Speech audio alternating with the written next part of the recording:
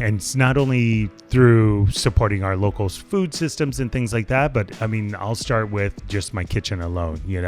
I would say I think I have 6. Everybody in there is 20 years old or younger. I think I have one person that's like 40, something like that.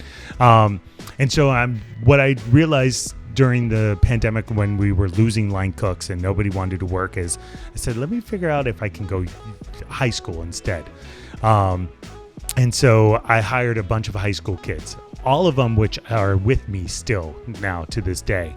One of them that I hired at 14 years old that's been with me for 6 years is actually my chef de cuisine now. One that I hired that's a junior that went on to go and graduate at Johnson & Wales. He's 19 years old now, is now my sous chef. These young kids, I'm trying to inspire them and trying to understand like this business is still fun. Yes. It's still a good time. Yes. You can paint your picture on a plate, tell your story at the same time and have a good time and also make a living off of this. And so we're paying them good wages. Even at that age, even though they're living at home with mom and dad and things like that and don't have all the bills and everything like that, we're showing them that, hey, this is a place that you can come to and inspire not only yourself in the job that you're doing, but continue to inspire the people around you in the kitchen at such a young age. Also, they have incredible energy, and then also look at the bigger picture. And so that's the other picture I'm trying to paint for them as well. Like, how can we make not only good food but also good humans that support our community? Hell yes, dude. And I think that is our largest, longest leverage point right there, and how we can transform the world is that we have an impact on the future, literally the next generation. Absolutely. And if you're setting the standard, the expectation of what being taken care of looks like from like that first point of contact into the professional world, their life going forward, they're going to expect that bar to be high. Right. And that creates change. Yeah, exactly. Our hope is that they continue to do that maybe for their future restaurant. You're taking your values and you're injecting it into the future of the industry right or now. If they go into another kitchen and whether or not it's their kitchen, they're infecting that person that's next to them. They're going to demand as well. that expectation, that level of respect and that personal growth, like all those things, like the ability to express yourself, the ability to be seen, the ability to grow, all that stuff, man, taps into the higher also needs. Even if they're not going to continue in the restaurant business, how are they going to affect change in their community, in the community that they end up in as well? This episode made possible by Restaurant Systems Pro. With excitement, allow me to introduce to you today's guest, chef partner at Vida Cantina, Chef David Vargas. My man David, are you feeling unstoppable today? I'm always feeling unstoppable. Dude, I am stoked to have you here. Thanks, brother. I appreciate it. You are, you have so much respect along in the industry, along the seacoast and beyond. I appreciate that. I've been talking to a lot of people the past couple months, and your name just keeps coming up as somebody who's doing amazing things here, as somebody other people look up to. We have had you on the show in the past. Correct. It was episode 755. We covered the first 20 years of your career in that episode. So I highly encourage, if you're listening to this, hit pause, search Restaurant Unstoppable, David Vargas 755, and you can listen to that full episode. Sweet. And then we'll pick up where we left off today. And I just want to go deeper into what's happened in the last 4 years. A big lesson I've learned as the host of this podcast, that it's not about casting a wide net. It's really being intentional with relationships and upcycling past guests who you really resonate in, people doing good work. So I want to go deeper today, man. Cool. We're gonna get there's into been a lot going on for sure. Yeah, and I can't wait to pull back the layers. But before we get into it, real quick, what is your business today? So you have Vida Cantina. I have Vida Cantina. I am a partner in Ore Nell's barbecue in Kittery, and we just opened up one in Biddeford last September. I did not know that. Oh yeah. And then I am the vice president of 501c3 Cultivate, and we run 2 projects, the Heritage Harvest Project and New England BIPOC Fest. Awesome. So you've been busy. I remember you had Lynn's Kitchen. Yep. Did that close? Oh yeah. Okay, so we can Yeah, get we into could what talk happened about there. that. Yeah. And ballpark, Vida Cantina, how many seats? It's about 116 inside, and then summertime we add in another 67, 68 seats. Full outside. service. Full service. Dine-in, takeout? Dine-in, takeout. We don't do takeout on the weekends at nighttime during service. But Catering? Catering, yeah. Has that grown since 2020? Oh, yeah. Yeah. Okay, Yeah. cool. Can't wait to get into that. Yep. And then Ore Nell's. Uh-huh. That was a couple years old when I think we first Yeah, I had you on think the it's show. 5 years old now. Yeah. 6 years, something. So you're just a year in when I first talked to you. Yeah. How many seats in Portsmouth? Inside, I think it's like 44 Ballpark's seats. fine. Yeah, and then outside we add in another like 70 or 90 or something. Catering? Like that. Yeah, it's so much catering there. Everybody Takeout loves probably barbecue. too. Yeah. Yep. And then Biddeford? Biddeford is like in 37, and then outside another 16 or something like that. Okay. So- With the three concepts, what are we looking at total gross? Oh, with the Ballpark. three concepts? Ballpark. 4.5 or something like that. Awesome. Maybe something. It's about, let's call it 4. So that's who we're talking to. We're going to pull back the layers. But before we dive into where we left off, let's get that motivational, inspirational, ball rolling with a success quote or mantra. Do you remember what you said last time? I imagine last time I probably said justify my existence. Yes, sir. Because you that did. is like my life right there.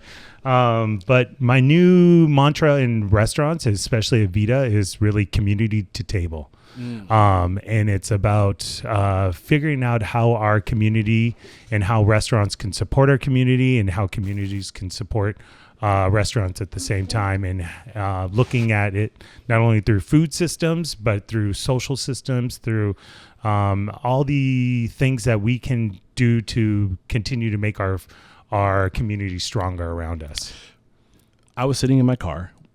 You rolled up. You saw me. I was listening to our episode and just like, I'm so excited for today's conversation. Like my mission statement is to change the world through inspiring and empowering the restaurant industry. And I think that the restaurant industry has the ability to change the world. And I think it's because of people like you doing the work you're doing to not just feed people, to serve the most basic human needs, but to lift communities up. And go ahead. I mean, we're lucky, right? In the restaurant business, we're really lucky in the sense that we're on this kind of platform for some reason. We're not lucky financially, that is for sure, and we can get into that aspect behind it. It's hard work, it's long hours, everything like that, and it's the bottom line is very, very bottom. But we're very blessed to be able to do what we do, love what we do, and also be on this kind of like little platform. And so why not use that platform to better serve your community? Yeah. And I wrote that down. You said we have this platform, and I cut you off before in the first interview, and I didn't really give you a chance to talk about using your restaurant as a platform for to be an agent of change, right? I'm sure it will come out in today's conversation, but I just really appreciate the work you're doing, and I do think that dare I say, we are in need of a revolution, not just the restaurant industry, but I think society. Absolutely. And I do think it's people like you in the restaurant industry that are going to be at the leading edge of that revolution. I wholeheartedly believe it. Yeah, I appreciate you, man. So when we last spoke, 2020 October is when your episode went live. Cool. We were in it. You were in it, man. Yeah. Like you were one of the first episodes in person I did. And where were you there in that time? Can you kind of wrap your mind around? I think it was in survival mode for sure, as everybody was in so many ways. I think, I changed my business from, first of all, hours wise. I wasn't open for lunch Monday through Thursday. This is at Vida.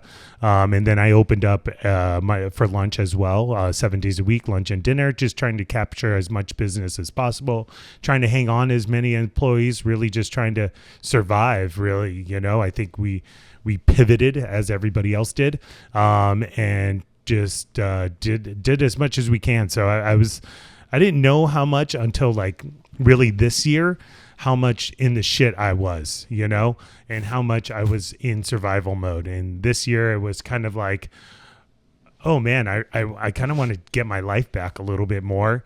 And what we can dive into as far as, like realizing like 2019's numbers in comparison to this year's numbers were, 2020, obviously you can't compare those numbers. 2021, 2022, we had COVID relief money coming in, not only for ourselves, but for employees and things like that.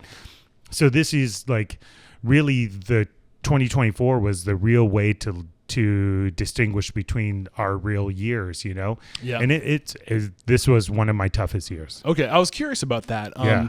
Like you said, to your point, like 2019 threw a wrench in the system, kind of threw off the data for a couple of years, and we're starting to level back out. Totally. I think all that money that the government gave us has ran out, Yep. and people are now struggling. Yeah. I think that has a lot to do with it. So you said that 2024, we're coming to the end of the year. You have an idea of what you did. How much are you up, or how much are you down this year versus 2023? To 2020. Well, it's hard to say just because I can't compare it because I was open for lunch 7 days a week. And so this year I shut for lunch Monday through Thursday. So like you can't compare. Prior to 2023, you closed for lunch. 2020, I opened up for lunch Monday through Thursday. When did you close for lunch? This 2024. So Okay. for the last 3 years, I don't have the numbers in comparison to 2019, which was a different time also. If you think about it, we stepped up salaries for everybody over the last couple of years Cost of as well. goods, Yes, exactly. labor. Yeah. So it's really hard to compare apple to apple. If I was, I'm down. I'm down majorly for sure. I'm not crying poor, but we'll finish off probably $2 million this year. Okay. In the end, With just Vida. with just Vida itself, which is still good, and there was some profit out of it. But if I look at it, if I was to divide it up, working 70, 80-hour weeks, and everything like that, just like what's the cost here in the end? Am I really pulling in what I should be? And so it was really a year of trying to figure out the full balance of it all. Not only once again looking at food costs, labor costs, what my true end goal is as well, and trying to figure out that full balance altogether. Okay. After the pandemic, we spoke in 2020. Did you shift and change any business operations and not to like hover over like that time, but when things returned back to normal, did you retain any of those new practices? First we were open up for lunch. That's a big one right there. So like if anybody that you spoken to over all your podcasts that tells you, they're open for lunch 7 days a week and dinner as well. Lunch it's hard to determine, you're spitting out labor right there and you're getting barely any kind of return. So it's a big labor killer for sure. So I think that I retained for the year, and then I realized, whoa, like let's cut this back. It's not only putting stress on the restaurant, putting stress on the staff as well. Maybe not the front of the house staff, but definitely the back of the house staff, because you get one person that calls out, it adds a wrench. It's either you're coming in or you're scrambling to find somebody to come in and things like that. So let's cut it back and let's reduce the amount of pressure that we're putting on everybody at the same time, and hopefully the amount of labor that we're putting out there as well. In terms of your like marketing mix, you I think you started doing catering before the pandemic. To increase revenue. You were doing great catering business. I think you said you kind of took a hit in 2020, obviously, because we couldn't meet in person. Totally. So what percentage would you say of your total income from Vida Cantina is cut between catering and a la carte dine-in? I would say 10 to 15% in catering for sure. And after last year was huge. Not 2024, 2023 was huge. Because everybody was having their COVID weddings that they couldn't have before. Right. So we were having. I think we had something like 17 weddings or something like that year. This past year, I think we had something like 7 to 8 weddings. Okay. But then on top of it, we just do weekly, daily caterings as well, and we call those in-house pickups. If you're getting a taco bar or something like that, right? Kind of just catering your little function at your office or something. What about takeout business? Did that increase? No, takeout is just there, and it's we do it. I wouldn't say it's like, I don't know. We're not Taco Bell where they package up a good I'm nothing bad with Taco Bell. I'm not talking bad on it. But it just doesn't. Our stuff doesn't package as well. Even though I do love a good enchilada at home instead of the restaurant, it's not the same. So we're not a major takeout business. Got it. It is there, and people do utilize it, but it's not something substantial. Got it. What about Ore Nell's in terms of like the past couple years? Ore Nell's is crazy on takeout. It's amazing on catering as well. I mean, you hit summertime, everybody wants barbecue, right? It's the place to go. I mean, their barbecue is absolutely amazing. Chef Will does an incredible job there. But I mean, it's something that you could pick up. It reheats very easily as well. Also, you could, you take it to the beach, anything like that. So their takeout and their catering is absolutely insane during the summertime, especially. What would you say the mix is? Like 2080, 3070? I would say 2080, something Got it. like that. Maybe even more so in the summer. I don't know, because this time of year it definitely drops down. Business drops down there. You don't Right. really think about barbecue unless it's like super cold out and you want to warm up. Yep. But for the most part, you're thinking about those in those sunny days. And have the hours stayed consistent with Ore Nell's? Yep. Yeah, they never changed. They never changed during the pandemic. He did it right in that sense. He didn't add into it or anything like that. Got it. So 2024 rolls around. You decide to close for lunch. How did that make you feel? Like, what were you feeling? What were your concerns, if you had any? I think my biggest concern is trying to control labor. I think that was our big hit that we were taking in 2023 and how we can better control it itself. And so I was like, all right, let's cut out this. You look at the numbers and you're like the balance with it wasn't worth it. So, and also just the amount of stress. For me, I was really starting to feel like I needed to have more of a work-life balance in which I wasn't receiving, especially after coming off the pandemic. Okay. From 2020 when we spoke to 2023, I was just like in it. And I was in it. Not only, during all the businesses as well, but also just trying to be more active in my community as well. And so I was really trying to balance everything. The kids are getting older at home. Our son's about to go off to college this year or this fall. Yeah, definitely. They're a stud. I wish I was. He inspires me constantly. It's absolutely amazing to watch him. And he's all my wife. My wife is just, she makes it happen. But so I wanted to change it up. I wanted to see how I could have a little bit more of a work-life balance. And I think, that was adjusting those hours as well. And then in the end, it's incredible. You cut out 4 shifts and your bottom line increases just a little bit more. And you're like, wow, that's amazing how that little bit, analyzing those things. And you think, being open for those 4 shifts, pulling in that revenue would actually add to your bottom line, but you're actually losing in the end. Yeah, because the cost associated with the labor just outweighs the profit. So can you get more into like the details? What do you know what your prime costs were in 2023? Closing out 2023 ballpark. I don't remember. I couldn't even tell you right now. I would say, gosh, What about today? Do you know your prime cost? No, not right now. Okay. Yeah. What would you say? How many points would you say you shaved in your operational cost by closing for? I would say probably about 3 to 4. 3 to 4 points. Yeah. All going to profit? All going to profit. Okay. Yeah, on the bottom. You said you were at 40% profit. Yep. Did I catch that right? Yep. One thing that we picked up from our first conversation is that there are multiple owners here. Mm-hmm. So do you, when you are taking your total gross, you're putting money aside for tax, you're putting money aside for operational expense, cost of goods, labor, theoretically, and then do you have an owner's pay, like a salary that's part of that? Yeah. So is that separate from profit? That is separate from profit. Okay. So I definitely pay myself a salary, which isn't much. I mean, right now I'm at $70,000 a year. Okay. So it's not that much money. You told us about $2 million, right? Yeah, definitely. So I mean, I'm horrible at math. I should be way better at it. But 35% essentially. Yeah. I mean, is that right? Yeah, 35%. I mean, that's reasonable. Yeah. Like 70,000. Like that's you're just at that cusp of like you have income where you are middle class, arguably, right? Most would say, right? Yeah, definitely. And they say that, and I think I've heard between 70 and 80,000 is about the average income you need to be able, if you live a modest lifestyle. I don't even know if that's true anymore. I think it's moving closer to probably 90,000. I was going to say it's got to be moving into 90 this to 100,000. This is an old stat. Yeah, exactly. What is that, like 6 years, 7 years ago? Probably 3 or 4 years ago. Yeah. So I was about to say that I think it's probably higher today. Yeah, there's no possible way. So if you think about it, if you were really to break that down, okay, so you get 70,000, you pay what, 30 22 to 30% of that to taxes right off the bat, and then what? Then you're left to trying to put at least get health insurance. You know, you're looking at. I mean, I think right now, if roughly for my yearly cost on health insurance is almost $16,000 or just over $16,000 a year.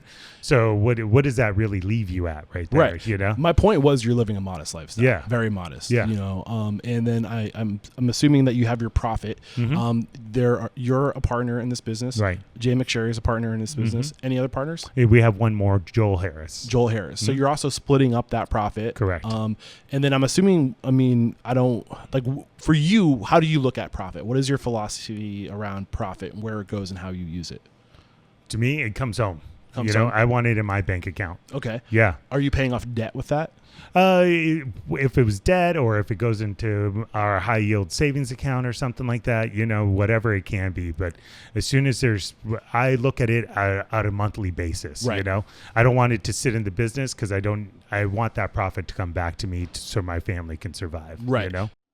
What up, Unstoppables? I have a very special offer for you that could potentially change your life. So listen up. Restaurant Systems Pro wants to make 2025 your best year ever. And here's what they're going to do to help. When you sign up for Restaurant Systems Pro through February of 2025, they will do your books, your 2024 books for you at zero charge. Nothing to you, no cost to you to do your books. Plus, you're going to get all of the Restaurant Systems Pro profitability systems. So this is such a no-brainer deal. If you've heard of Restaurant Systems Pro in the past, listening to the podcast, and you've been interested, now is the time to sign up. Head to restaurantunstoppable.com/RSP or click the link below and make 2025 your best year ever. So my understanding, I think what you're doing is the way it's supposed to be done. Yeah. Like you want to make sure you're pulling a salary from your business. You don't want to cover all of your operational expenses and take home whatever's left over. Many times that's like 5% or less. I mean, that's fun and, and all if you have deep pockets and if this is like a passion project for you Right. or something like that. But if you're living off of it. But if you're living off of it, if you're trying to put your kids through college, and, I think one of the major things for me as I got older, especially after the pandemic, realizing that there's got to be an end game to this all, like when I was, it's, there's that joke in the kitchen, it's a young man's game for sure. And when you're 20 to 35, 38, you're running around, you're like, this is so fun, this is a great time, but at some point you're like, wait a second, what's the next 10 years going to look like? Right. How am I going to get to an end goal and have something away from me also? Right. So I think in what you're doing in opening new locations with Ore Nell's, right? You're a partner in those locations. Yep. So I think it was, Jay asked you. Yeah. What did he ask you? Yeah. So we did talk about this, Yes, we right? did. Okay, great. Yeah. So he asked me a long time ago, he said, if we shut down Vida, what are you going to do? And I said, I guess get another job somewhere. And that was an eye opener for me. And that's one of the greatest things I owe to him. He taught me how to think as a business owner. Right. And I want to offer some context real quick. Jay McSherry, founder of the J Group, owner of the restaurants. Yeah. How many are there now? 13, 12, something like that. So that's who we're referring to right now. Continue your train of thought. And so he taught me how to think as a business owner and not just as a chef. A chef is all fun and good. You get to do your things and stuff like that. But if you want an end goal to this, you got to figure out how to diversify yourself a little bit more. And so being able to think differently like that, for me, I never had that mindset. I never, there's that saying, they never teach you financial things in high school. I never knew or it. culinary school. Yeah, definitely. Right. And so I never knew any of those things, and so those are the things I owe to him on how to treat this as a business so you can succeed in life as well. And so in the end, like I said to you, like at the end of the month, I'm looking at, mid-month, I'm looking at P&Ls, end of the month, I'm looking at P&Ls, and I'm seeing where we are, what money has gone out, what money is coming in and things like that. And in the end, I want to be able to pull that profit. Right. So what we learned, I think the come full circle, why I want to make an example of you and what we're doing here at the J Group, well, not we, but the collective you. Yeah. Is that you don't make your money in the first restaurant. You make your money in the restaurant industry by creating opportunity for other people. Yep. And when you give other people opportunity and you get a piece of that opportunity and you scale, like if you get if you're doing 5% of the total 100% of profit, if that's your cut or whatever, if it's Right. 10, I don't know how you guys cut Yeah. it up, and you're welcome to share if you want to, but I don't expect it. Yeah. But the more you create opportunity for others, you start compounding that profit over time. And then our retirement in the restaurant industry is the percent profit we're putting away to pay off debt and invest in assets or to put in a high yield savings Right. account. Yes. And we don't think like that, but you're doing it. Yeah, that's exactly what it is. Yeah. It's like there's only so much money this restaurant. I mean, unless I build upwards and outwards and things like that, there's only so many seats this restaurant or profit this restaurant's going to give me. And there's, you want employees to stay with you and things like that, so you pay them better as you go along. But at a certain point, there's only so much money a restaurant's going to give them as well. And so either they move into a higher position, you back away, maybe to leave your take away your salary and give them more of it. It all depends on which direction you're going to go. So it's about diversifying yourself, opening up more projects, and figuring out how you can gain more income so that way you can continue to squirrel away. Right. And if we're studying Jay McSherry, I mean, his model, he had his success with Jumping Jays. Right. You can see that he's got an eye for real estate. We talked about this in the last episode. And I'm curious, as you're scaling your concepts like Ore Nell's, for example, you have 2 locations.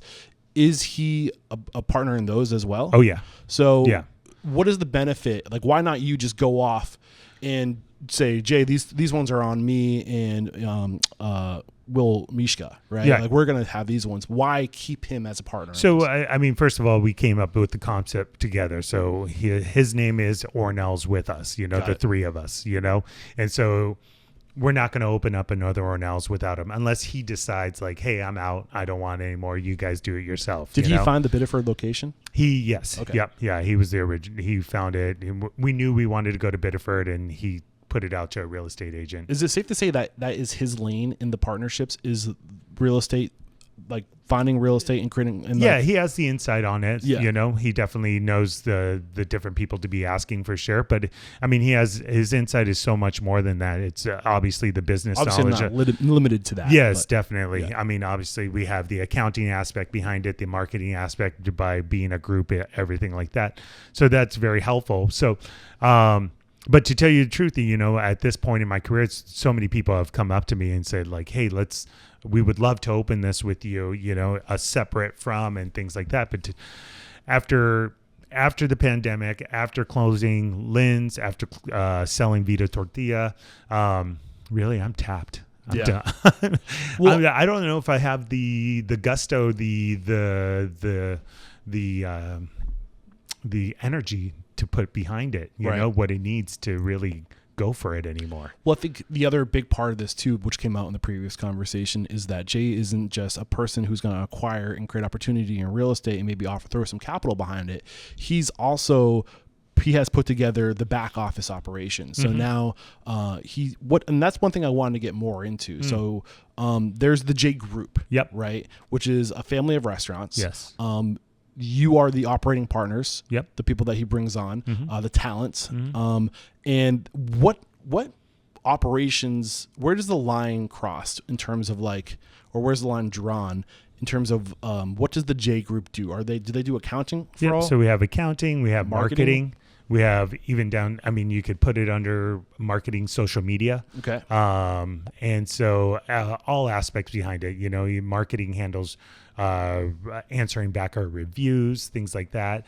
Accounting handles making sure not only our bills are paid, but also making sure that we're payroll. Yeah, payroll as well. But HR. Also, that's what I was getting to. Our accounting kind of handles our HR and making sure people are not only going through the things they need to, but also ServSafe certified, all the things, they're checking off all the boxes between a group of 4 to 5 office people. What about accounts payable, accounts receivable? All that too. Okay. Yeah. Everything. It's all handled within this one little office. And so that kind of crosses over. So we're able to help and utilize and understand what other people are doing as well. And so it's our little network of basically being able to, okay, this is how they're doing it over there. Let's kind of try this and things like that. So I guess the point that I'm trying to make is that this frees you up to do what you do even better. Absolutely. So if you were to take on other opportunities, you're also taking on the burden of all those. It's the entrepreneurial myth. Oh, I make really good tacos. I'm going to go open my own taco place. And then you realize, oh crap, I have to be a marketer, an accountant, a lawyer, a plumber, an electrician. Taking pictures alone just for social media takes time. Right? Exactly. And so, so we're able to do what we need to do. Obviously, as a business owner, you're still reviewing everything. I mean, I'm in my bank account, almost 2 to 3 times a month, really reviewing, especially with theft nowadays. I want to make sure everything's in there and going in and out well and things like that. But yeah, so it just allows me to be able to have somebody to talk to and say like, hey, this doesn't seem right. Can you explain to me these things and as well? And it's just like a phone call away. I love that. Yeah. What does the tech stack look like behind the scenes? The text? Like what technology is this built on? I saw you use Toast. Yeah. You're using Toast for your point of sale. Toast for point of sale. Are you turning on any like integratable features of Toast? No, nothing really. Nothing special. Chef tech nothing, or anything no, like that? nothing really fancy or anything like that. To tell you the truth, I'm trying to do as minimal as possible. I think we had like a handheld for like a summer, and then I realized I was paying like $35 a month just to have this handheld, and I got rid of it. You know.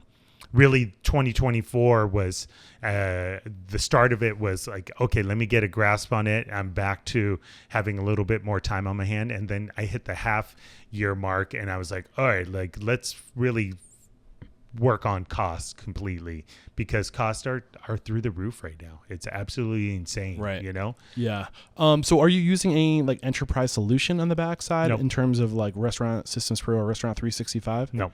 Was that something you would ever entertain? I don't think so. Okay. Yeah. I feel like everything that we need is actually at our fingertips between the office that, if I had some kind of question or something like that, they would be able to solve it for me. Anything that we could dig into it together. So in terms of purchasing, I'm assuming with all the restaurants you guys leverage, you have a purchasing power? Yeah, so we definitely do, but at the same time, each restaurant is able to go and do whatever they want, or each owner is able to go and do what they want, So like, there's, we definitely have a couple people that we have deals with and things like that. And I think most of the people use that, but not everybody does, you know? I think everybody's able to, kind of write their own story. Cool.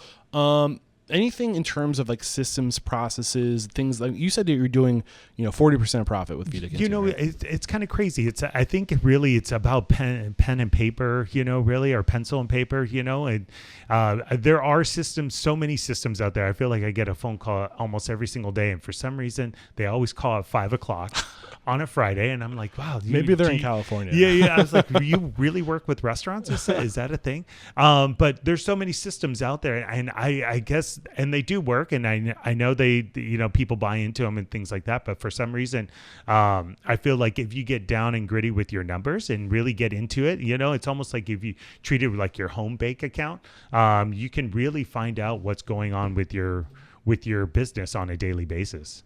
Yeah, I mean, I think you're 100% right. I think it's doable with pen and paper. I don't know if I would be good at that personally. I'm somebody who struggles with like the numbers. I think I would literally need a system to follow, like a step-by-step, like here, like I think some people gravitate towards that for sure. So I worry about the people who are more like socially, emotionally intelligent, or the why people who struggle with the how. Yeah. Are they going to get in there and do that? Yeah, I guess so. I mean, if it's you plugging in those numbers, I definitely understand. For somebody like me where I do have somebody in the office plugging in the numbers for me, I guess most people definitely have accountants that plug it in for them as well. So it all really depends on the way you're going about the system. So I really like to see every single number that's plugged in every single month. And it's just something that it's a habit to me, whether it's like the invoices before they're taken away from me and things like that. I go through every single one. That was my next question. Yeah. So you get these invoices that you're getting your accounts receivable, right? Sorry, I always confuse those two. That'd be accounts payable, right? What you owe, your invoices. You're looking through your. What are you checking for as you're going through those invoices? So it's I just had this conversation with my chef de cuisine the other day. It's like you're not like taking this and then comparing it and saying like, oh, I was this the same numbers? Like, it's about you memorizing these numbers. You're going to see these same product daily. So you see cilantro on there. You're going to see cilantro probably every single day, especially at Vida Cantina. And so you're going to memorize how much it's gone up, how much it's gone down.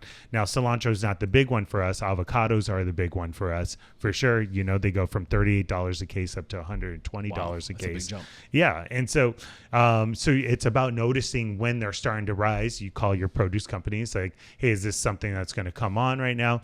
Great. Let me try to order 10 cases at this point right here and try to get it in for these next couple weeks and or at least for these next 8 days, you know, at a certain price point. And so it's about noticing the numbers, memorizing the numbers and seeing like, wow, meat has jumped up, you know, chicken right now from this farm is at this price instead of this farm. It's at this price, you know, things like that. So it's just opening yourself up to the data, and then that low road subconscious, you're going to start to see when things are changing because you just see it all the time. Yeah, exactly. There's this old saying that Will Mishka, my partner, Ore Nell, and I always say, you watch the pennies, the dollars will watch themselves. Yeah. And so, you know, we are always looking at, it's just our way. You know, we grew up, you know, in a very frugal, you know, household. And so it's that mentality behind it that we continue to do into our business. So we're always looking at prices of just bottles of oil or gloves, or, you know, nitrile gloves are you know, $20 more a case here instead of here. So maybe we'll take on this vendor just because we go through, you know, 2 to 3 cases a week of gloves, you know, and things like that. So after you've gotten the invoice and you've kind of like taken this like mental check of like prices to see where things are, you just put it in a folder, and then like once a week does somebody come and grab those invoices? So twice a week somebody we take the invoices to the office, but before they do that, I definitely, you know, if I notice certain things, everything I do is on Google. So I love the world of Google. Google's amazing, right? You could be at home and somebody else could be somewhere else. And so my ordering guide gets updated. And so if I notice a trend going on and say like, you know, let's go back to gloves. Gloves are more expensive here for the last month in comparison to here, then I'll change that on my order guide and say, you know, so that way when it's either myself, my sous chef, or my chef de cuisine ordering, they know like, hey, we're going to order gloves now from this person right here, and then we're going to continue to check the pricing as we go. So you're not just looking over the invoices, you're also entering data on like key. Is it every line item, or is it just for the major ones? You know, there's a couple of them that I don't really worry about, but for the ones that I use on a constant, there's, you know, those are the pennies that you're going to save. What about inventory? I don't do it. Okay, at all? I hate it. So like, does the restaurant do it, or no? Really? The bar does it. The bar does it for sure, because that's the one, right? Yeah. You know it's going to go. We're actually a no drinking restaurant, so there's no shift drinks or anything like that. So it should be a true inventory, right? When we're at the end of the night. As long as you're not missing any pours, right? Yeah, exactly. You know, we always know a bartender's going to do an extra pour. It's just what it is, you know? And so our hope is that we're watching how many extra pours. We're hoping our bartenders tell us like, hey, I'm going to give so-and-so a drink because it's his birthday tonight. Great, bring it in, things like that. But our bar manager definitely does inventory on a weekly basis. Now, are you training jiggers or are you doing time pours? Yeah, everything's by measure. Yeah. Everything's by measure. Yeah. Actually, I won't say the name of the restaurant, but I was just at a restaurant. I was actually interviewing this person, and I saw they had a new bar manager training, and she's like, just count 2 seconds. I was like, your 2 seconds might not be your 2 seconds. Free pour is not a thing. I sometimes have to keep my mouth shut when I'm on free site. pour is not a thing, you know, and I understand, you know, like, for sure. 1, 2. It's weird how time slows down when you like somebody. Oh, 1 Mississippi. Yeah, no. Free pouring is not a thing. We try to keep, just like the food, you know, everything consistent. You know, you want that margarita to taste the same every single time. I mean, I'm really impressed at that number, 40% profit, with also taking 35% owner's pay. I'm assuming that's a part of your labor expense. Yeah, exactly. And so that's the tough one. But you're also doing 80 hours a week sometimes. Yeah, exactly. So, you know, and that's the other balance right there. And I don't know if I talked about this in the last interview. You know, my wife and I have been, you know, married together 18, 19 years, something like that. And I always think about it like, what if I went the other direction? What if I went like the Olive Garden way as a chef and just, you know, would I be home earlier? Would I be, you know, 40 hours a week if I just opened a bag? Would that give me satisfaction in the end? You know, would it be a different thing? Do you get paid well there as well? I imagine so if people have been there for years, you know?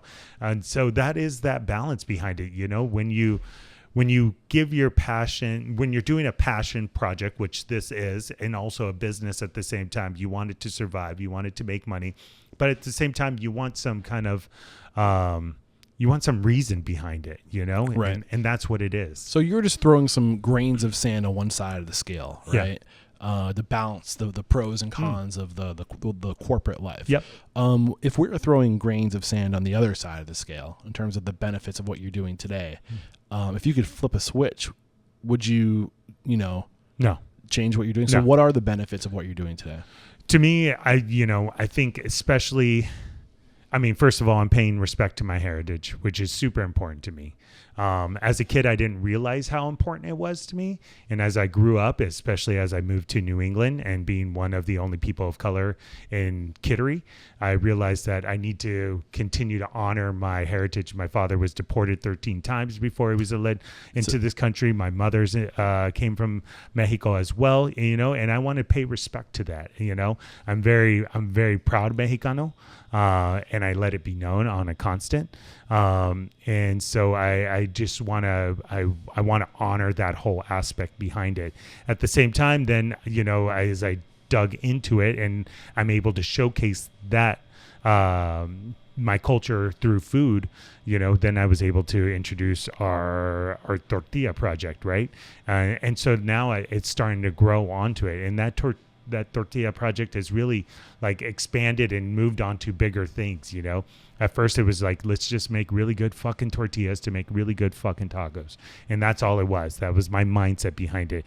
And then I was like, okay, there's more involved in here. You know, I came all the way to New England to find out that, that I could really pay respect to my Mexican culture by growing corn here on the seacoast, right? And then I realized, wait a second, this corn has been here for a long time already. It's not about my Mexican culture. It's about indigenous the values around the indigenous people. Exactly. And so like I dug into that aspect behind it. I was like, wait a second, am I taking away from them? Like, how do I pay respect to them? Because this is, you know, food, it tells a story, right? And so like, how can I dig deeper into that story and really tell it through our food as well at the same time? And so now I'm combining what I call true New England cuisine, you know? And so it's this melting pot of so many different aspects, all being told through the story of this Mexican restaurant. Yeah. And I think that is the one thing that when I look, so, you know, in my journey, I started off focusing on the independents. And when I started this podcast, it was going to be a way to help the independents, to share information, to pay it forward so the independents could compete with the corporations of the world. And then I started to realize, well, you know, if I want to learn what the corporations are doing, what makes them profitable, I have to start to shift my focus to start sharing those stories as well. And like, are they the enemy or are they evil? They're not the enemy. You know, they're doing their thing too. You know what I'm saying? And it tells a story of our business, right? And there's so many different ways, right? There's you know, a little family in Portsmouth that their family is making a living off these corporate restaurants and things like that. There's nothing wrong with that. You know, I talked about Taco Bell the other day. I go to Taco Bell. It's right across the street. It's open till 1 o'clock in the morning. I hit it up on the way home. You know, it's an easy meal. There's nothing wrong with that. I understand why they're there and what they're doing and things like that. Do I feel like they're supporting us completely as a community? No. During the pandemic, what did we realize, you know, especially being here on the seacoast, we need our local systems to survive, right? As soon as they shut down, what was the biggest thing to thrive? Local farms. Right. So sad, right? Yeah. It was so sad. Like that pandemic finally hit a mark and to say like, hey, we need these local food systems to be able to survive. But at the same time, then our bigger food system was just like trying to survive. It was trying to work. We had migrant farmers on the land just trying to put out food as much as they can. They didn't stop working and things like that. And so I understand why they're here, why these corporations are, but we can learn from them exactly what you're saying. Right. I think there's a balance. You know, and I think what I'm trying to do is I don't know what that balance is yet. Like I'm open to suggestions. I think the more I learn, the more stories I share, the more perspective I get. It's a matter of finding that balance. And I think that balance is relative for different people too, which is something you have, like my truth isn't the same as your truth. Right. And truth is relative. So I think we need to be open-minded to that. But I do think that there is this sweet spot the J groups of the world, bringing people together, because I think what you lose in the corporations is that sense of autonomy. Yep. And I think that is what makes us human. I think we all want freedom. We all want freedom of purpose. We all want freedom of relationships. We all want freedom of time. And when you sacrifice freedom of money, Yep. which is one of those 4 freedoms we need, Yes. we sacrifice freedom for money, for purpose, for relationships, and for time. And I think that's something you have. So I think it's important That's that when we struggle. Yes. And I think the only way we achieve all that is with balance, Yeah. right? So I think, to your point, there's benefit to the corporations of the world. They provide a lot of security. Definitely. And different people have different thresholds for exactly. risk. Yes. Yes. Yes. So, but those people that do have the threshold for risk and that do thrive on freedom of purpose and freedom of relationships, it's getting harder and harder for those people to do the right thing, quote unquote. Yeah. Right. To take care of their employees, Yes. to give money to the farms. Yes. Because profits are shrinking. You're evidence of, like you said, for you're struggling right now. I'm looking behind your shoulder and I see 4 plaques, James Beard Foundation. Yeah. So and that is a testament to you are doing amazing work here, right? Yeah. So if even the best is struggling, Right. what are we doing here? Where's the problem? Yeah, you have to figure out how to make it all work all together, and it's never an easy answer. Instead of I definitely could look at a couple things at my restaurant and say, like, okay, we were talking about the tortilla project, right? Let's cut out local tortillas. Let's cut out hand pressed tortillas and start buying in, pre-made ones that probably cost a penny to make. And there's no labor behind it. Just open up the package and go, right? But is that really what I want to do? Is that really, the way I want to go about it? So then I have to figure out, then I got to look at the project and work backwards from there. Like, okay, so this is what the cost is. This is how much I got to pay somebody to be here, 6 days a week to make our masa, our tortillas, everything like that. Like, how can I make it so that way we can be more profitable year after year, but not only profitable for me, profitable to make sure all my staff, not only back of the house staff, they continue to get pay raises, and also my front of the house staff, they continue to be if the restaurant isn't relevant, if it's not pushing on a constant, then who's going to come here, right? And then my front of the house staff isn't going to make money. So it's like this big circle of things that you have to continuously look at, worry about, and also do it with a smile and be like, yeah, we got this. We're going to keep going on this project the way that we've always dreamt of, because we came from nothing. The first 3 to 4 years we were dead, right? I used to have to actually pay my servers and my bartenders a little bit of extra just because they would make, on a Saturday night, they used to make $50 to $60 in tips, And so I'm like, hey, stick with me. And now I have servers that have been with me for 11 years, bartenders that have been with me for 10 to 11 years. And so they stuck with me through this whole thing. So I just got to, maybe 2024 wasn't our year. But now as we go into 2025, I always do the 2025 January plan. What is our, kind of like what you say, what is our mantra? What is our want out of this year? Besides obviously becoming more and more profitable. But how are we going to survive and become better than we did in 2024? Yeah. I mean, I think that's something he said to you in 2017, right? Like, you're struggling, right. Figure it out. And usually every 5 years is that cycle where there's peaks and valleys. Like, you almost have to reinvent yourself every 5 years. So that's kind of where we are now, where like I think I want to quote you exactly. I think he said, I can't remember exactly what you said, but I'm going to paraphrase. Basically, what are you doing to evolve? Because if you're not evolving, the next young hot thing's going to come out and make you obsolete. That's exactly paraphrasing. And that's exactly it. But now for us, Vida is here. We're a destination restaurant. Thanks to these 4 plaques over the shoulder for sure, but also thanks to my staff and continuing to wanting to love what they do, not only from the drinks that we put out to the service we put out and the food that we put out, but because of that, we're here on the, we're busy. We're still, maintaining a good customer base on a constant. So now it's like, I'll be honest, going into 2024, I was tired. I was exhausted, and so I was like, oh man, like that was the first cut. Like the first half of the year was just me being like, let me get rejuvenated. And in this restaurant business, you go up and down, and it's a constant for sure. As an owner, as a chef, being inspired, things like that. And so like I was exhausted, and in my world, I felt like between not only the family, the businesses, and the amount that I was doing in the community, I was pushing the envelope a little bit. And so being able to cut that and see the bottom line go up a little bit, I was like, all right, now let's just get through 2024, analyze ourselves, and now let's grab it by the horns and go into 2025, set a new plan of intention, and see what happens. Yeah.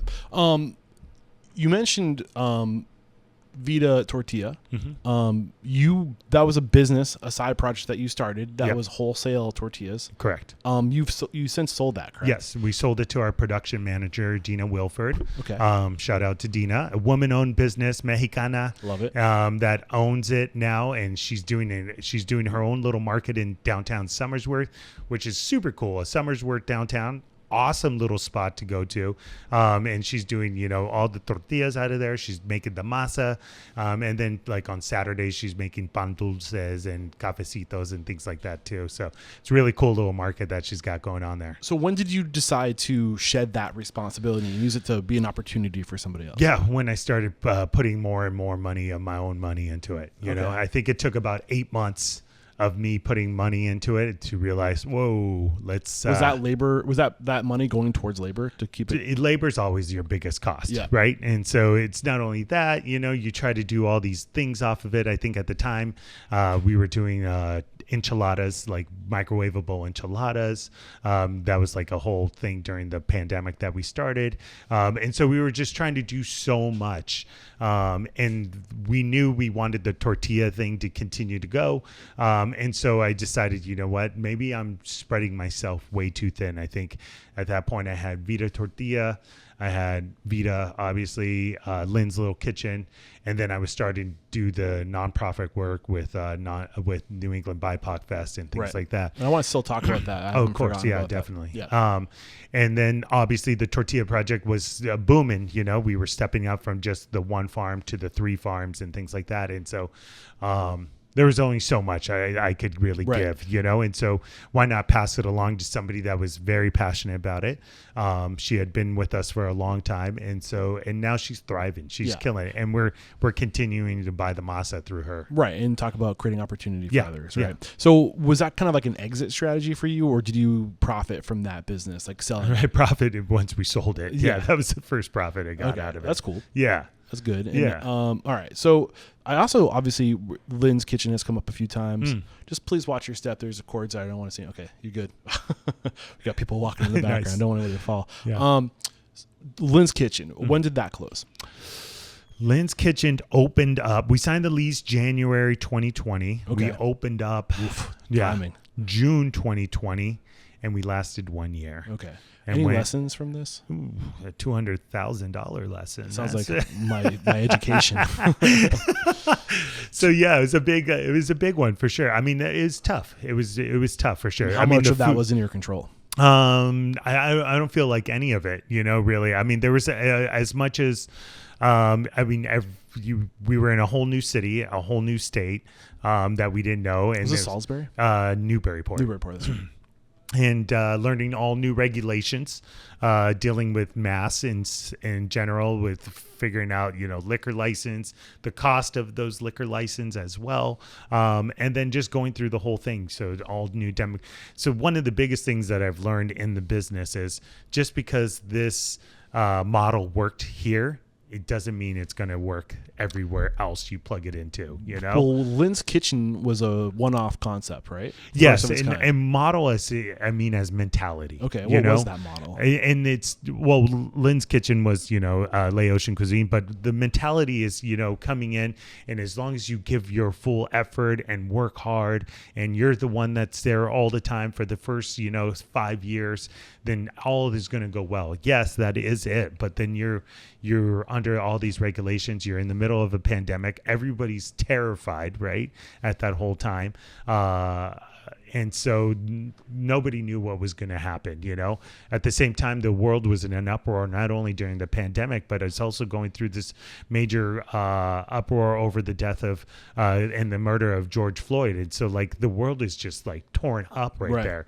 And so, there was so much going on. I feel like it just never got a fair chance at all. And there's only so much money that you could really pour out, At some point, that's another thing Jay has taught me, you don't just hold on to it and keep pouring into it, you count your, you take your lickings and and then you work on to your next project. Can you give us another layer on that in terms of that lesson of is there a rule of thumb? When do you know it's time to quit? How long can you go? It really depends on how much you're willing to put into it, the money's coming from somewhere, right? There's if you have a loan, maybe the loan runs out and it's coming from then your personal pocket, and so it's really about you personally on how much you're willing to put into it. Do you believe in this to continue to go to $500,000, or you believe in to go over? Hopefully you're smarter than that person whoever you are, and decide hey, 300,000 is my cutoff at this point. I don't see any turnaround over the next year, and we have no idea what direction the world is going to go in anyways, at that point. And so it hit a year.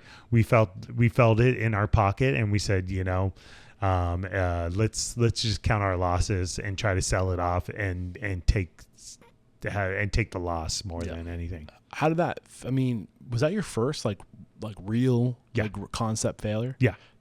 Where were you emotionally? To me, it was hard for sure. Because you feel I opened Vida successful, right? We were on the map. We were doing things. Ore Nell's, boom. The first year, it was success right off the bat. And then Vida Tortilla was already going at that time, and I was like, ooh, I'm feeling good right now, but at the same time, maybe I was just riding that wave and kind of numb to it all. And so we went for Lynn's Kitchen, and I felt like, okay, here we go. We're going to come in with the same mentality, and we're just going to work. The food is, it was amazing. It was excellent. The recipes were absolutely incredible. Linda Teth is an incredible, phenomenal chef, and she was doing the food of her family, And so those are all recipes for winning right there. It was just a tough time. And so being able to close, or having to close it, is kind of like a hit in the gut, right.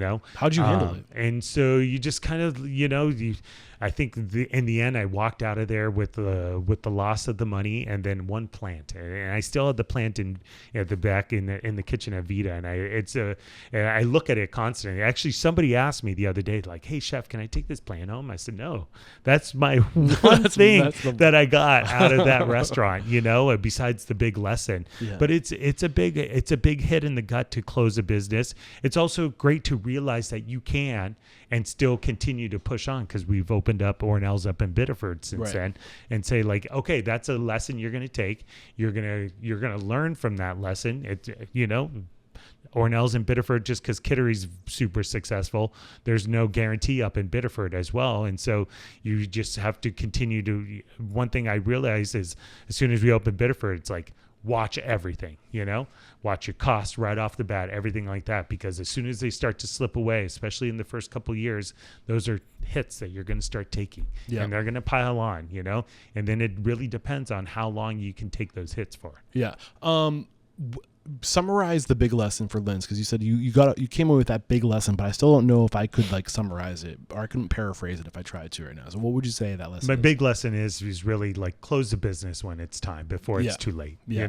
Don't stay in there for pride. But you were there for a year, so I feel like that's probably a good It was a good time. Yeah. It was a good chunk of time Yeah. and really, I think if it wasn't the pandemic, I probably would have been there for 3. Got it. You know, if I was continuing to lose money or hold on for it, you know, or maybe I would have wrote out the whole 5, Right. you know, in hopes that we weren't losing that money, and maybe that 200,000 was spread over that 5 years, Right. you know, and then we start to see something turn around by then, you know, introduce catering, introduce different things of the business that we could pull revenue from. Got it. Let's talk about the opportunity for Ore Nell's Biddeford. When did that come on your radar? I think, you know, the success of Ore Nell's Kittery, really, we already knew that we wanted to do more concepts with it. And so Biddeford, Maine, another thing during the pandemic, we realized that Maine is awesome to work with. It's on fire right now. Yeah. It's growing. Yeah, definitely. It's just also easier to work with, you know, in comparison. You know, you could do alcohol to go, things like that, you know, and so like the regulations weren't as tough as New Hampshire, especially speaking just Portsmouth itself. And so we knew we wanted to continue to go in Maine, and Biddeford, like you just said, is on fire. It's up and coming, you know, and so we said, hey, let's get in there now before it really blows up. We found a great building for very reasonable cost, and we are able to turnkey it, you know, just be able to, same thing we did with Kittery, you know, like put a couple posters on the wall, turnkey. Was it a barbecue joint? It was a pizza place. Okay. Yep. And so it looked barbecue. It had all wood decor, everything like that.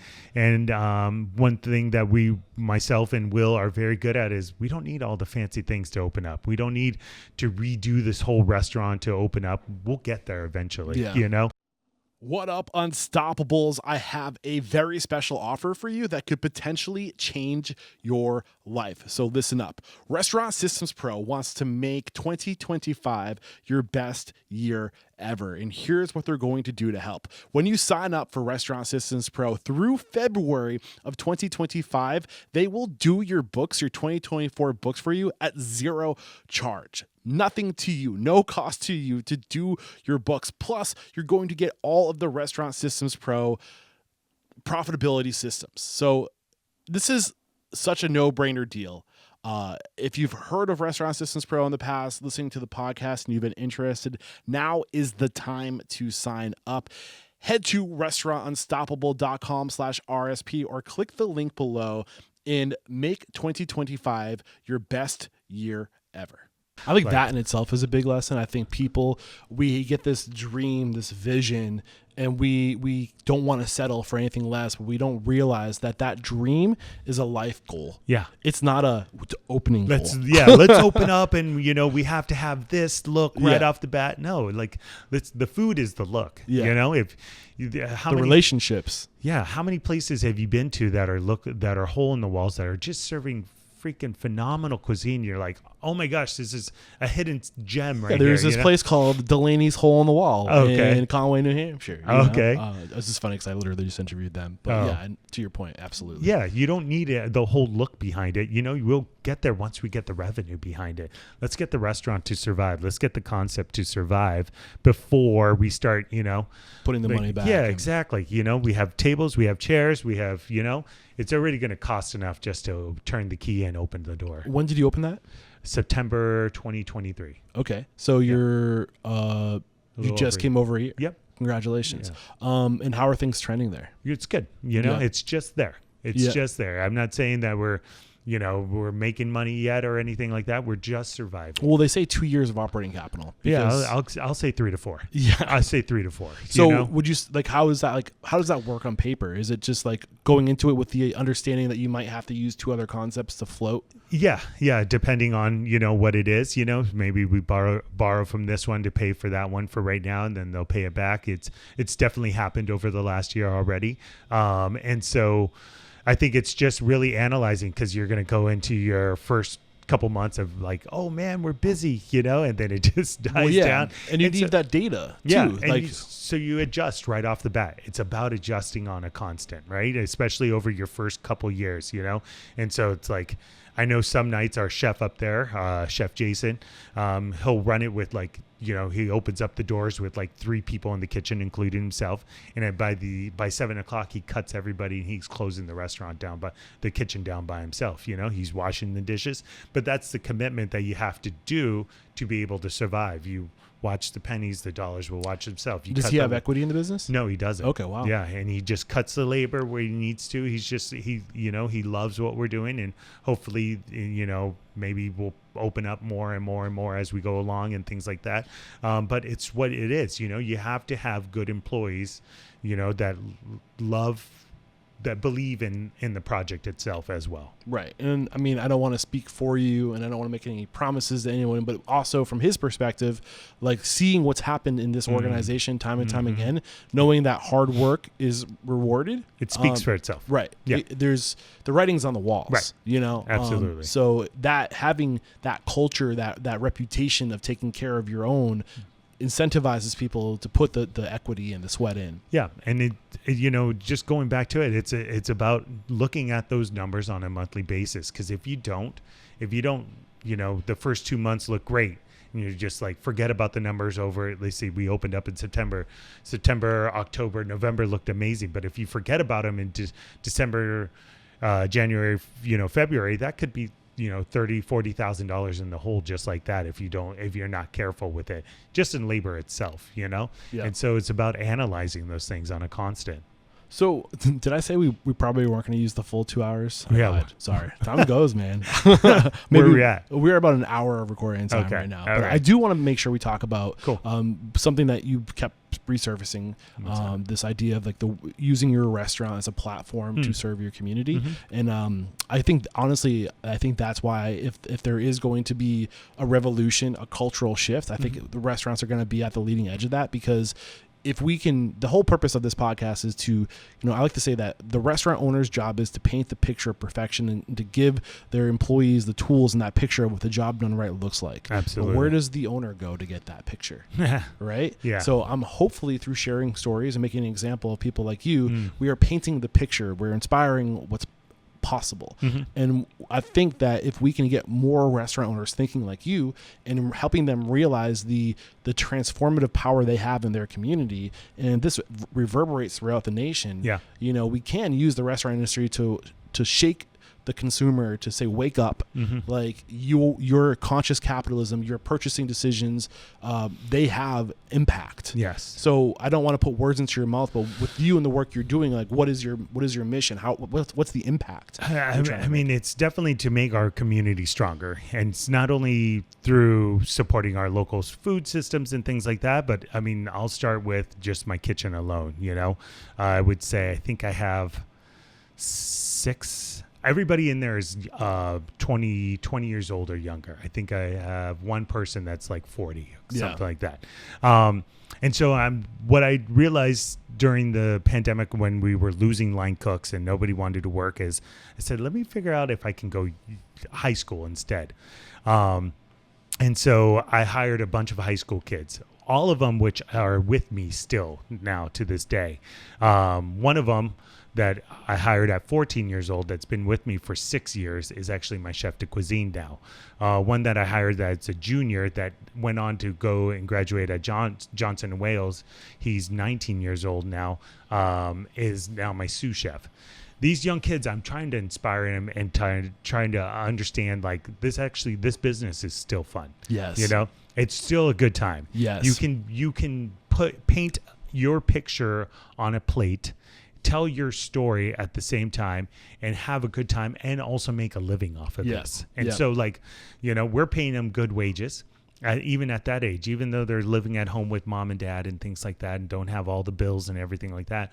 We're showing them that, hey, this is a place that you can come to and inspire not only yourself in the job that you're doing, but continue to inspire the people around you in the kitchen at such a young age. Also, they have incredible energy, and then also look at the bigger picture. And so that's the other picture I'm trying to paint for them as well. Like, how can we make not only good food but also good humans that support our community? Hell Yes, dude. And I think that is our largest, longest leverage point right there, and how we can transform the world is that we have an impact on the future, literally the next generation. Absolutely. And if you can, if you're setting the standard, the expectation of what being taken care of looks like from like that first point of contact into the professional world, their life going forward, they're going to expect that bar to be high. Right. And that creates change. Yeah, exactly. Our hope is that they continue to do that maybe for their future restaurant. You're taking your values and you're injecting it into the future of the industry right now. Or if they go into another kitchen, and whether or not it's their kitchen,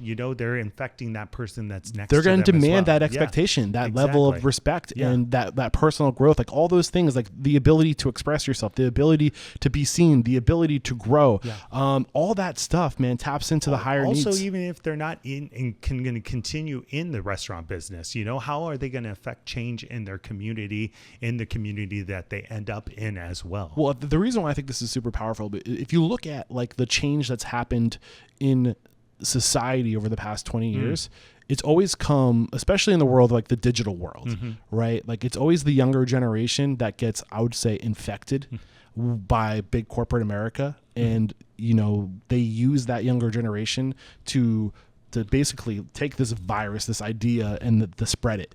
And that you saw it with Facebook. Right. You saw it with Twitter. Right. You're seeing it with TikTok. Yeah. And if we can get ahead of the corporations and infect these people with good ideas, absolutely, good values, and help them realize that all you need in life is literally food and shelter, security and a paycheck, the ability to be seen and valued by a team, to belong, to grow personally, and if you can help, this is the goal for the restaurateur. If you can help that person self-actualize, that's exactly it, right? Like there. That's literally all we need. And while you're here in my area for that time being, that's exactly what I'm going to show you. I'm going to put forward that effort for it.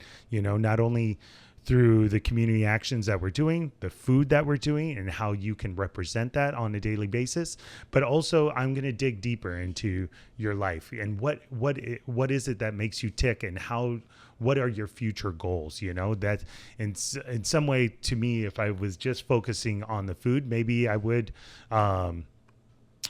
probably cut back a couple hours on my daily grind and things like that. But I invest in my employees, and every aspect of it, not only through what they're doing in the store, but what they're doing on their outside life. Right. And in many ways, you're farming. Yeah. And I think it's weird to look at it like that. Yeah. But when you take time to nurture something and to grow something, there's good that comes from that. Whether you take that good and it goes off and provides sustenance to somebody else, or whether you take that good and you continue to invest in it. Maybe you have like this prize steer that you can bring to trade shows, and and those trade shows in this analogy are like investing in them and their vision. Yeah. Right. It's the, my wife always says this empathy thing back in the day, and it's always stuck with me. It's like what we lack in this world, empathy for each other. And it's that disconnect that we have from it, and we see it constantly flip on the news. It's that lack of empathy for each other. It's just through social media and stuff. So if we can have these connections with each other and have this empathy on where and this understanding on where we're coming from, then hopefully these connections can continue to become stronger. Yeah. We haven't spoken much. I mean, I think did this desire to do what you're doing, was this born out of working with the schools and the school programs? Was that your inspiration? Yeah. I mean, the school program itself, working with the Kittery school district really inspired me just by some shitty chicken parmesan that they wanted me to do using Tyson chicken patties. And I was like, this is not happening, especially with my kids being in that system. I was like, all right, like how can I figure out how to incorporate the community into our local food system? Why isn't Vernon Family Farm like feeding the schools? You know what I'm saying? Like, how can we do that? And it takes a community to really do that, And so you have to figure out how, this food can enter into these school systems, because everything's so regulated in school systems and things like that. But it can happen, it just takes a little bit of effort and stuff, and sure. so and we're blessed because this community that we live in is so tight knit. Those things can happen. Right. Talk to me about your project with the BIPOC. Oh, Cool. Yeah. So in 2000, myself and Evan Mallett were at a rally for the murder of George Floyd. And we said, this is another thing. Evan Mallett, a great chef and also a great community member. We said, we got to use our platform for a better. At that time, myself and him were already working on doing a project called the Heritage Harvest Project. He started it about 12 years ago. And then about 4 years prior to that, he handed over the reins to me. And so we were already worked together. And so we decided that we would create this thing. At the time, we called it the Seacoast BIPOC Festival, Black Indigenous People of Color Festival. And we had it here in our parking lot at Vida Cantina. We brought on Joanna Kelly, the assistant mayor of Past Portsmouth. guest in the show, as well as Evan Mallett. Yeah. Yep. She's amazing. And I don't know how she does it. She's also a restaurant owner. She owns Cup of Joe with Joe Kelly. With Joe Kelly. Joe Kelly. It's a little confusing. And she's getting married on New Year's Eve. Oh, wow. Congratulations. Yeah, That's I'm awesome. super pumped. I get to go. So it was the first time being out on New Year's Eve in forever. That's awesome. And so we created BIPOC Fest, and we really wanted to highlight the marginalized communities of New England and how we can continue to show our support for them. And so we started off, we had 750 attendees the first year, and we had about, I think, like 7 restaurants and like 10 organizations between nonprofits and different community businesses that helped support the BIPOC communities. And so it was a place under the sky where people could come together of many cultures and really, celebrate each other.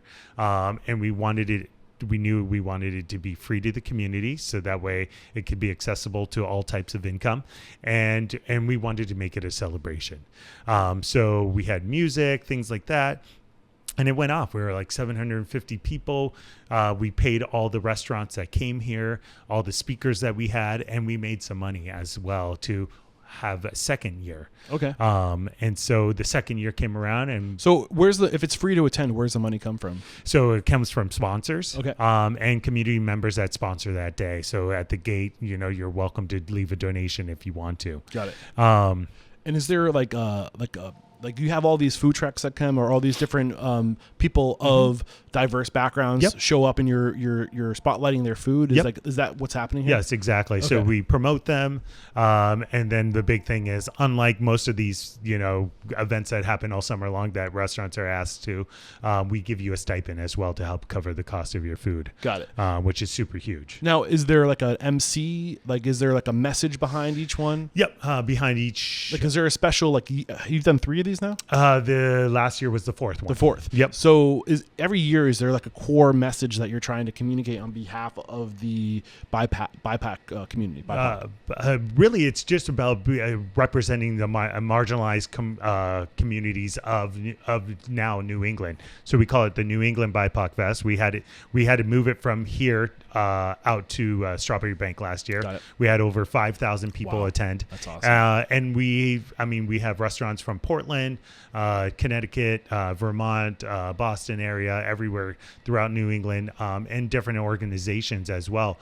We have a kids tent that goes on, and then entertainment all day long. It's really just a celebration of the different BIPOC communities that make up New England. Right. And having people understand, like, this is a safe place for you to come.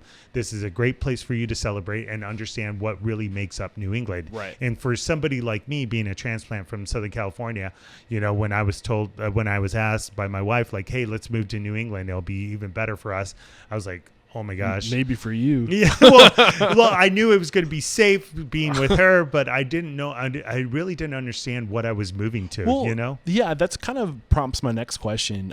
So growing up in New Hampshire, white male, my perspective of diversity was literally all I saw on TV. Right. I remember being a kid going into Boston and like seeing a black kid walking down the street and just thinking like, whoa. Yeah. Don't see that every day. Yeah, exactly. So I feel like, and I've heard recently in the past, like, 2020 triggered a lot of stuff, right? It kicked up a lot of dust. Yeah, definitely. We weren't quiet. Right, for sure. And I remember hearing from people that like New Hampshire is a racist state, and like I was like, is it? And like, is it like? It is. From my perspective, I didn't pick up on it. Right? It's hard to say it's a racist state. Racism is everywhere. Right. You know, whether it's micro racisms and things like that. But it's definitely tough being a person of color in this area. You know, growing up in Southern California, in Santana, you know, it's Mexicanos, Mexicanos, Mexicanos. So you take it for granted, you know, and so you come here, you have to find your people because they understand what Birds you're of the going, feather flock together. Yeah, exactly. They understand what you're going through. They understand what, you know, you see micro racism on a constant. You see it every single day almost, you know, it's just what it is. And there's an understanding behind it, but at the same time, we want to make this area a safe place for all communities to live and all communities to thrive. And that's really what BIPOC Fest was about. And that's why now we have over 5,000 attendees. And like, I think last year we raised something like $80,000 for the festival. And now we're starting to support other organizations as well. You know, we're going to start doing scholarships for BIPOC students, things like that. Now we're becoming a nonprofit that really can help the community, not just support the community. I love that. I mean, but from my perspective, you know, I just remember thinking to myself, like, when I heard that, like, New Hampshire was like a racist state, got labeled as a racist state. I also grew up in New Hampshire. We had the Phillips Exeter Academy there. Yep. So it was kind of like a little bit of a pocket, still majority white, but there was diversity. So it wasn't multicultural, as strange for me. Yeah. But I just remember, like, that kind of stung a little bit. Because I never kind of thought of myself as a racist, you know, but I do. But in the same time, it forced me to reflect on that time. And I do remember, like, doing a double take whenever I saw somebody who wasn't like me, just because of the sheer, you know, juxtaposition of having somebody who's not like me. And, you know, in my mind, I was like, you know, that hurt because I never thought that I badly of that person. No, I think it's something different that you weren't used to. And I think, go ahead. And those looks right there, we see those. Exactly. You know what I'm saying? That's where I was going. And that's that feeling that we get, you Right. know? Whether you meant to or not, it's something that we deal with on a constant. It's something that we deal with in our life. And so being able to understand that I applaud you for that. And we understand that is something so that's why we, like you said, birds of a feather flock together. That's why we create these groups, so that way we have outlets to be able to come together to talk about things. Not only talk about things, I mean, you look at like the organization of BAPOC, which is a business alliance for people of color. It's based out of Manchester. But it's also for us people of color businesses to come together to understand, you know, things that we go through as minorities as well. Yeah. I think the fact that, you know, New Hampshire, Maine, probably the two least diverse states in the country. Yeah. If you think about it, where is it located relative to Europe? Straight shot across. Right, exactly. Like, where it was colonized. Yeah. Right? Like, we're talking about a land that, you know, we go back to the maize that we grow here, and me understanding like, oh my gosh, this is corn that was colonized here. You know, one of the corns that we grow for our project is called otofile. Otofile was one of the most colonized corn by the Europeans here. It was taken away, and actually by research and data that we did, we were able to find out that because of this colonization of this maize, when they took it back to Europe, they died of malnutrition. Wow. Because of them not understanding how to retain the nutritional value from it. So there's deep history of this food, this colonization, this racism that is happening, especially, I mean, for a long time to the indigenous communities here on the seacoast. So it's deep rooted in this area. I mean, for me, I remember in 2020, especially when the world was exploding, right? I remember going outside, and on my front lawn were Proud Boy flyers spread all over the place. It was 7:00 in the morning. My wife and I went out there and we were picking it up. It said, keep white America white, you know, and it was all over our front lawn. And it was probably about 70 of them. And I picked them all up so my kids didn't have to step on them and see them. Do they understand it? Do we talk about it? Absolutely. You know, are they half Irish as well? Yes, absolutely. Should they be proud of that? Absolutely. That's their culture as well.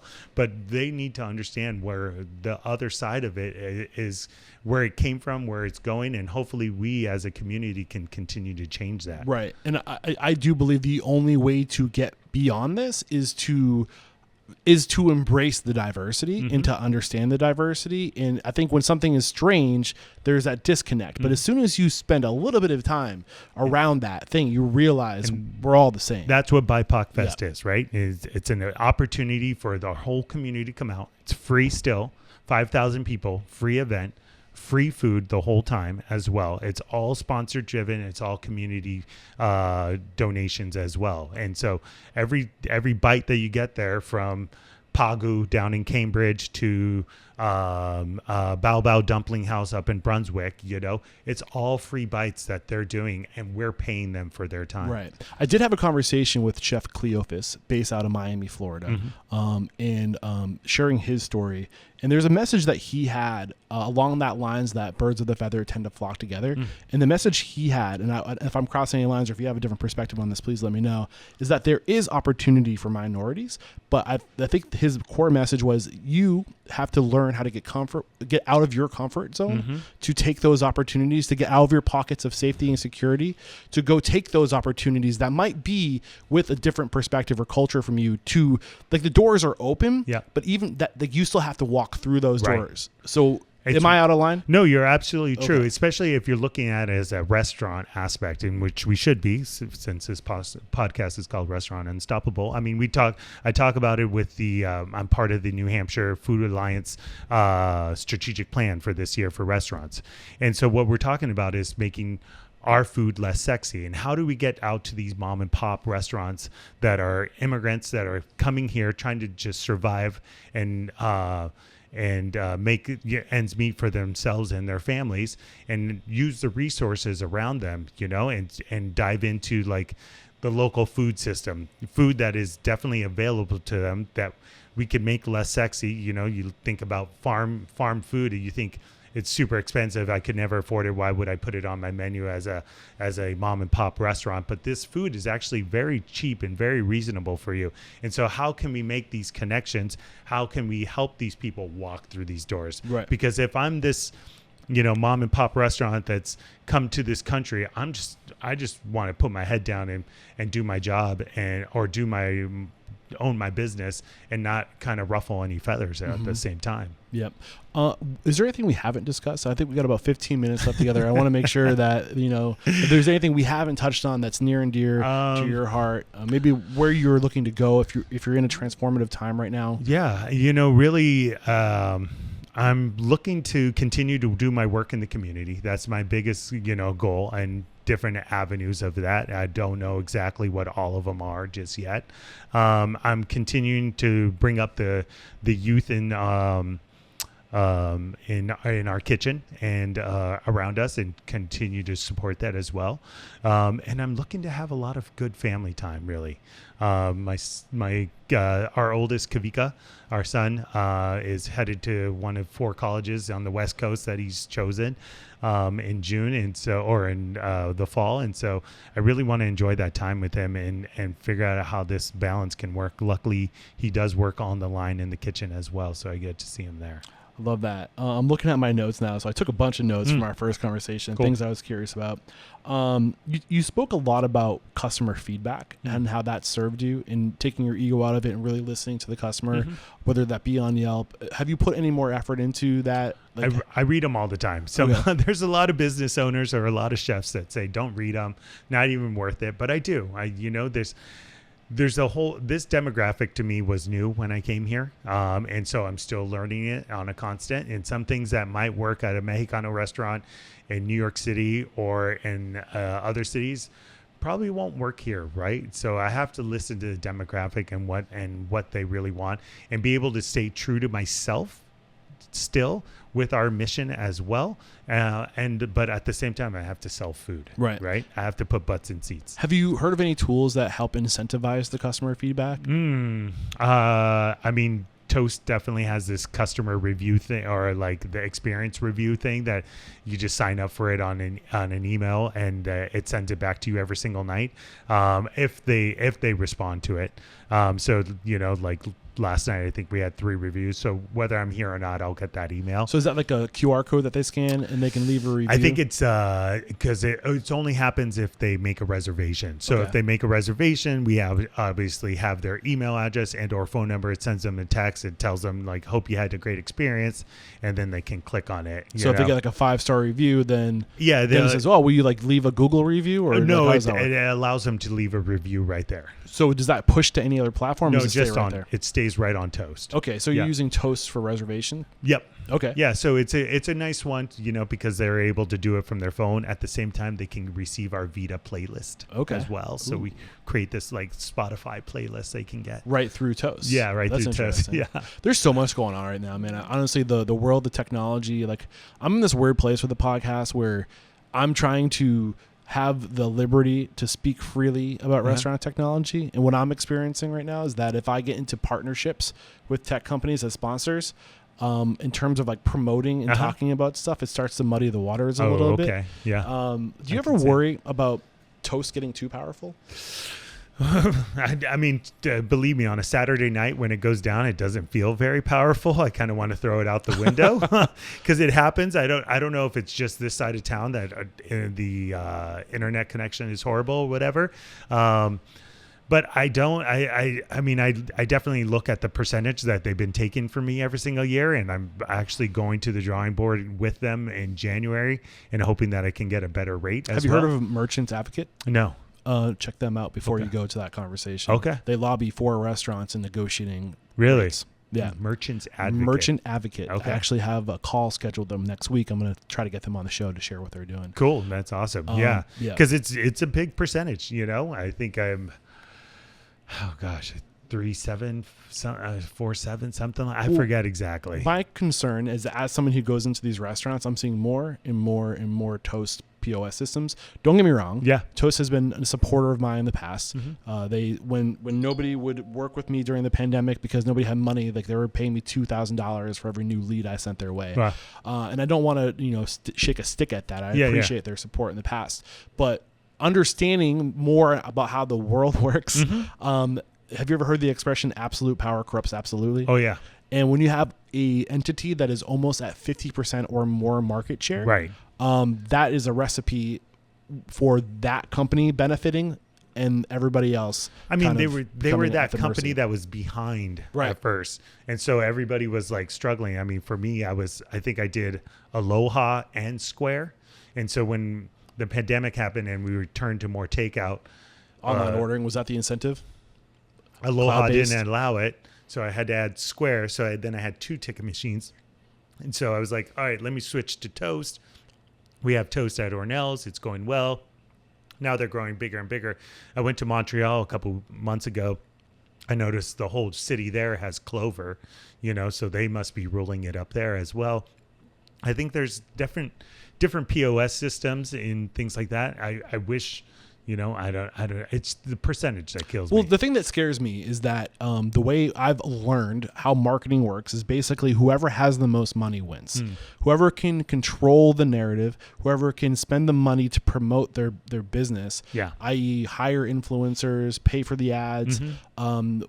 We as humans are wired to go with number one.